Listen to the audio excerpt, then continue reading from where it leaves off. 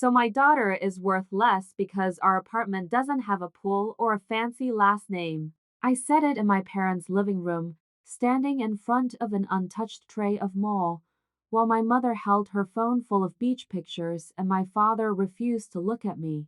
My daughter, Mia, was pressed against my leg in her wrinkled unicorn dress, the same dress she had worn 2 days earlier while waiting by our apartment window for her grandparents. I had not gone there to start a fight. I had gone there to understand. For 150 for Fridays, I had sent 6,000 pesos to my parents' account to save their house. Then, on the Saturday of my daughter's birthday, they appeared on Instagram, raising glasses in Cancun with my brother Bruno, his wife Paula, and their 2 children dressed in matching white linen. Back then, I was 30 years old, living in Puebla with my husband Ivan and our 5-year-old daughter. At the bakery where I worked from 6 in the morning until 2 in the afternoon, everyone knew me as Lucia Aranda. After work, I made decorated gelatin desserts by order until midnight. Not tragic poor, but we counted every coin.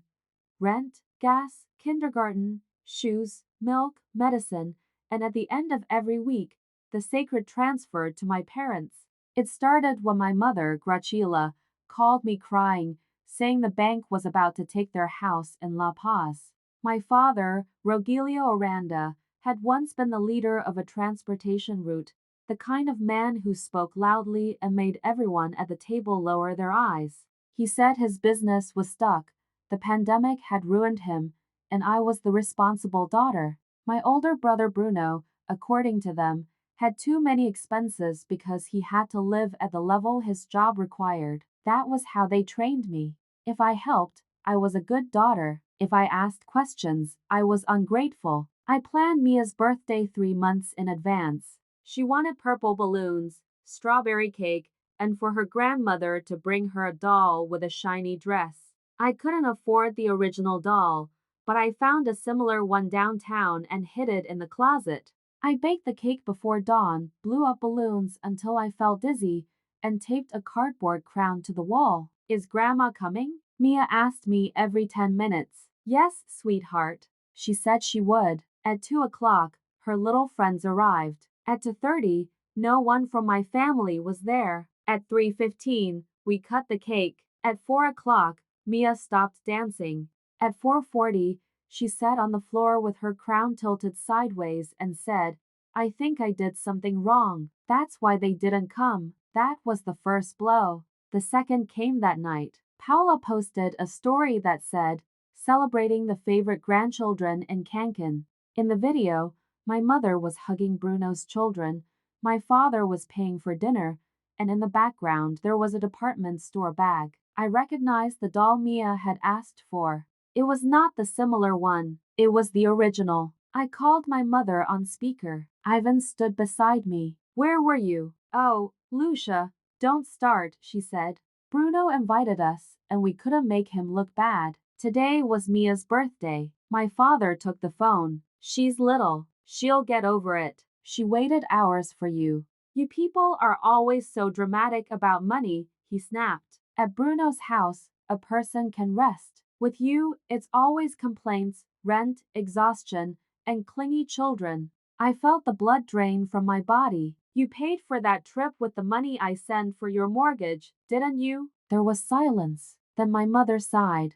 Once you deposit it, it's ours. My daughter needed shoes. Your daughter won't die from cheap shoes, my father said. Besides, Bruno makes us proud. His children look good. You people always look like you're struggling. I looked at Mia asleep on the couch, her face stained with frosting and tears. So to you, she is worth less? My father answered without hesitation.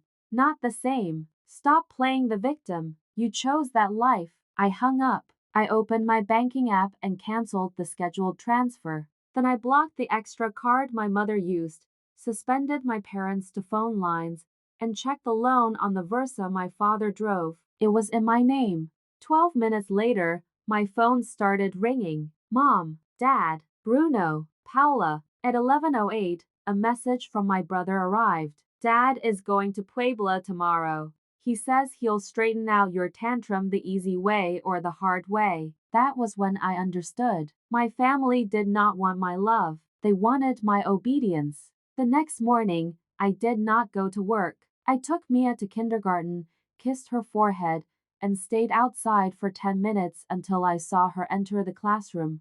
Then I went straight to Teresa Campos, a lawyer who bought cakes from me and always said exhausted women needed paperwork, not just advice. I showed her the transfers, account statements, screenshots, voice messages, and Bruno's threat. Teresa listened with her mouth pressed tight. Lucia, this is not family help, she said. This is financial abuse and harassment. And if the car is in your name, we request its return today. The letter went out that afternoon. Cease all contact, return the vehicle within 7 days, and stay away from my home, Ivan's workplace, and Mia's kindergarten. I thought that would scare them. I was wrong. On Thursday, my mother arrived at the kindergarten wearing dark sunglasses and carrying a gift bag. She told the teacher I was sick and that she was there to pick up Mia. The principal called me because I had already removed my parents from the authorized pickup list. When I arrived, my mother was standing at the entrance, putting on a show. I only want to see my granddaughter, she said. My daughter lost her mind over money she gave us willingly. Several mothers were listening. One of them was recording. I felt the old shame crawl up my neck, but Teresa had prepared me. She is not authorized, I said. And if she tries to take my daughter with lies again, I will call the police. My mother leaned close to my ear. Your father says tonight they are going to settle this at your house. My house is not an office for blackmail anymore. That night, they came. My father pounded on the door so hard the frame shook. Mia hid under the table. Ivan took out his phone and started recording. Open the door, Lucia, my father shouted. Don't be ridiculous. That car is mine. The car is in my name, I answered from inside. And the police are on their way. You owe me respect. I owed you respect. You already collected it from me for $150 for Fridays. The patrol car arrived before he broke the lock.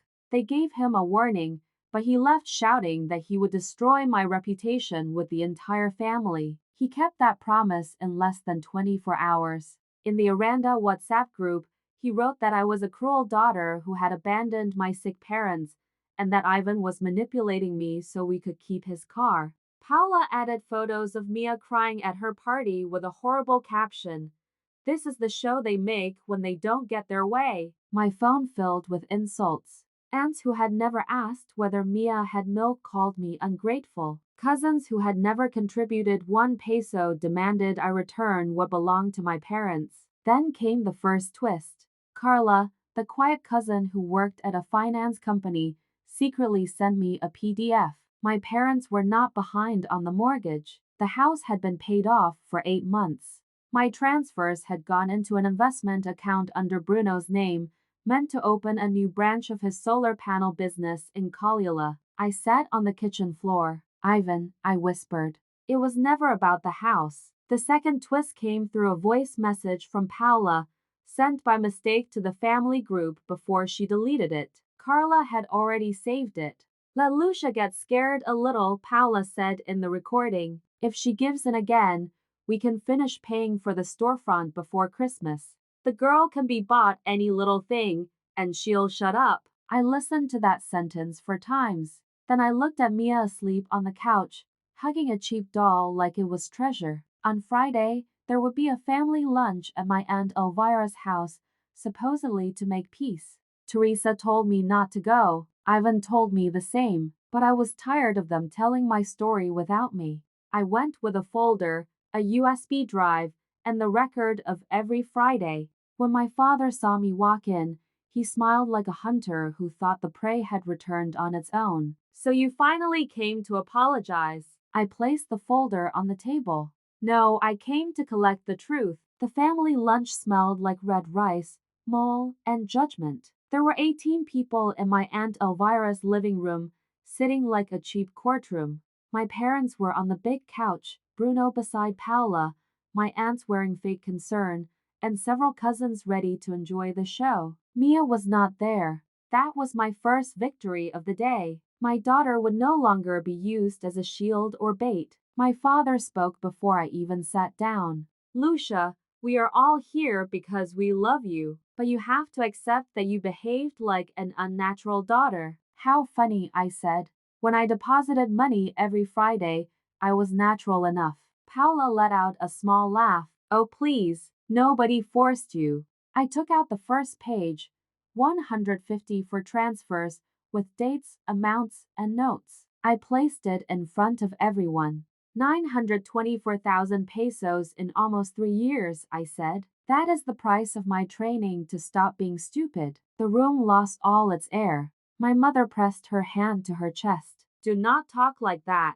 We are your parents. That is exactly why it hurt more. Bruno tried to stand. This is disrespectful. Sit down, Aunt Elvira said, and for the first time, she did not sound neutral. I laid out the document showing the mortgage was paid. Then I showed the statements for the investment account in Bruno's name. After that came the screenshot from Cancun, with the original doll in my brother's daughter's hands. You told me the house was going to be lost. That was a lie. You told me you could not afford medicine. That was a lie. You told me Mia was little and would get over it. That was a lie too. A child does not just get over realizing her grandparents treat her like leftovers. My mother began to cry, but it no longer moved me. She had cried too many times just to open my wallet. We only wanted to help Bruno grow, she said. With my daughter's shoes. My father slammed his hand on the table. Enough!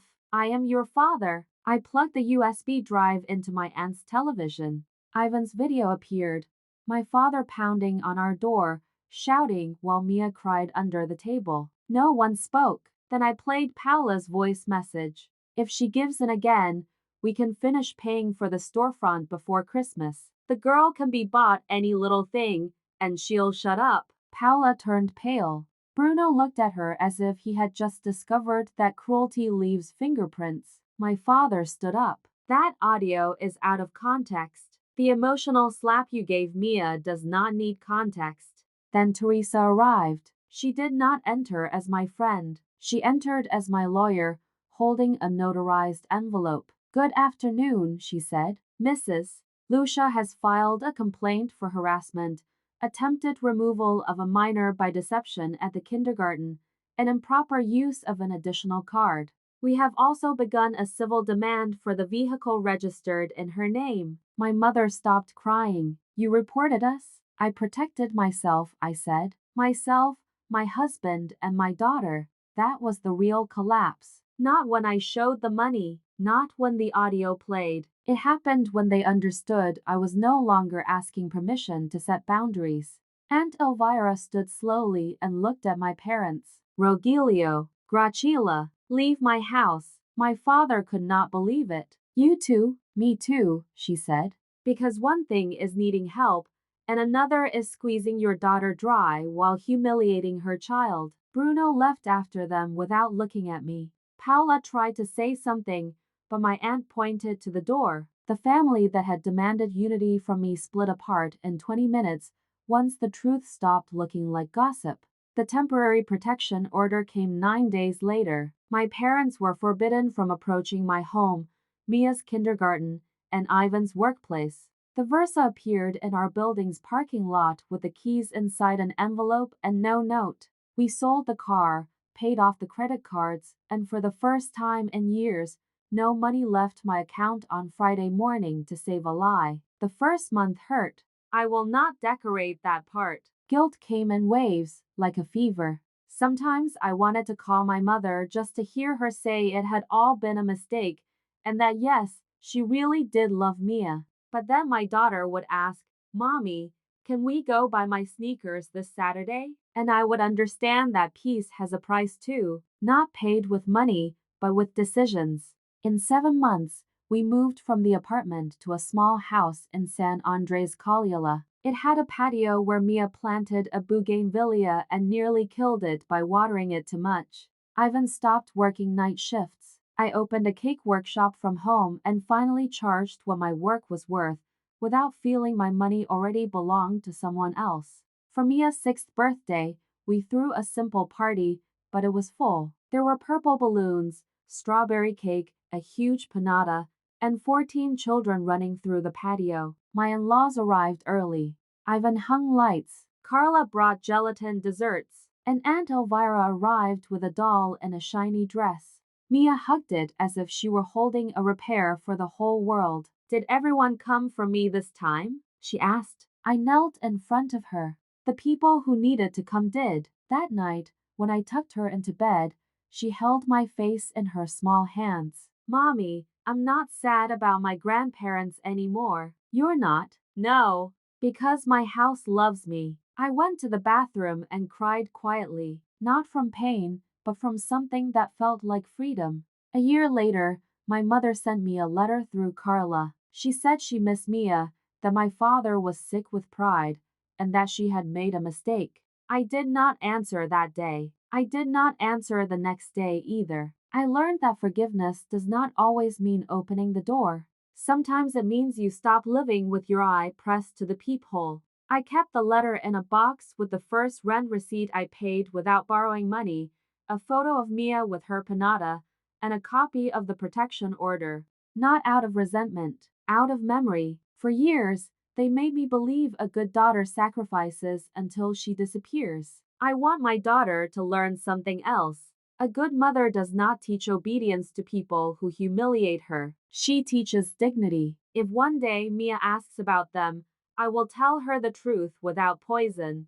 I will tell her there were people who confused blood with entitlement, love with debt, and help with permission to break us. And I will tell her that one night, her mother closed the banking app, turned off the phone, opened a folder, and chose her laughter over any last name. Now every Friday at 9, I no longer feel afraid. Sometimes I make coffee. Sometimes I buy fruit. Sometimes I take Mia for sweet bread before school. Small things, normal things, enormous things. Because that is what we recovered. Not a fortune, not perfect revenge. We recovered the chance to live without apologizing for protecting ourselves.